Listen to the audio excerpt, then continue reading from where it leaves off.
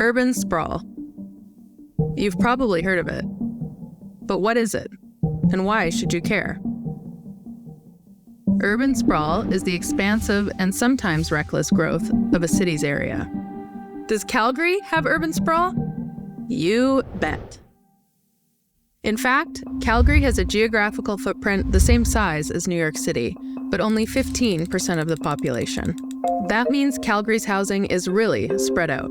Instead of apartment buildings, Calgary favors single-family dwellings with yards and porches and garages, all of which take up space. Which makes sense considering Calgary has lots of space. We're surrounded by prairie and farmland, so it's been easy for the city to take over land and build outward. Over the years, Calgary has expanded rapidly when booms in the economy attract new residents. Over the past 10 years, the population of Calgary has grown by 250,000 people. And with so much space available for building, Calgary has expanded outwards into a seemingly limitless sprawl. Living in these new communities requires long commutes, and Calgary's public transit system has struggled to keep pace with the city's growth. That's because Calgary is too spread out to cost-effectively service our communities. Just think about how challenging and costly it's been to start construction on the new Green Line. Now, consider Calgary's vast urban sprawl and what it would take to get LRT service to all of our outlying communities. That's a big investment. Of course, we need places for people to live. But should we be building more and more communities farther and farther away from the city center? Urban sprawl has been good for developers, but there are trade-offs for the rest of us. Let's start with costs.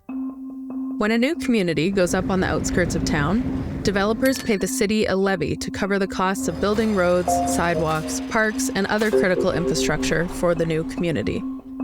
Maintenance of that infrastructure is covered by residential and business taxes in the new neighborhood. But the reality is that new communities don't generate enough taxes and fees to support the expensive roads, water, and sewer lines required to service them. Taxpayers in Calgary's established neighborhoods pay the difference, which means established neighborhoods have less money to put towards maintaining and improving their own infrastructure. And what about garbage and recycling pickup? What about schools, community centers, and public transportation? The more spread out we are, the higher the costs for these important services. On the other hand, the less distance we have to cover, the farther our money will go. That's important, because right now, Calgary is experiencing a housing affordability crisis. We need affordable places for people to live, and we need them fast. But are new communities on the outskirts of the city actually affordable? Rent and housing prices in new communities might look cheaper at first, but as we mentioned earlier, servicing new communities with accessible public transportation is a costly challenge. Without transit, residents need to own vehicles just to access critical services and resources. Resources like healthcare, schools, and groceries. For families already struggling to afford housing, the added expense of car ownership creates even greater barriers. Of course, encouraging car ownership also has environmental implications. Driving our own vehicles back and forth from single-family homes that are spread out over a huge geographical area creates a lot of emissions. Add in the need to move goods and services over that area, and our city's carbon footprint is way bigger than it needs to be.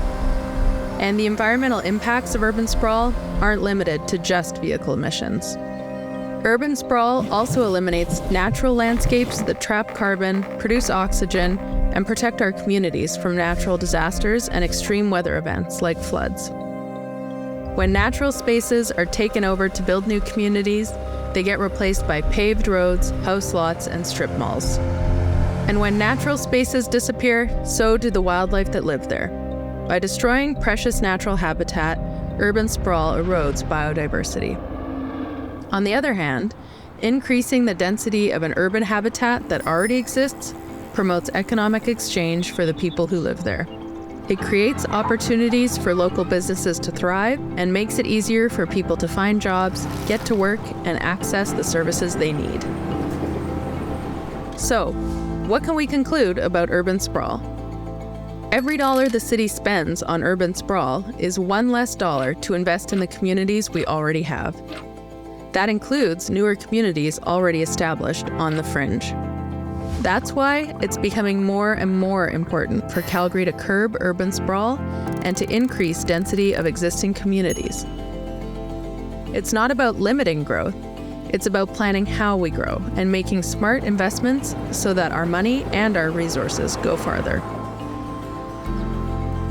By limiting urban sprawl, we can keep taxes lower, improve access to services, fight climate change, reinvest in established neighborhoods, and make Calgary more affordable. Want to know how you can help limit urban sprawl in Calgary? To learn more, visit our website and read a blog post from our friends at Calgarians for Sensible Growth.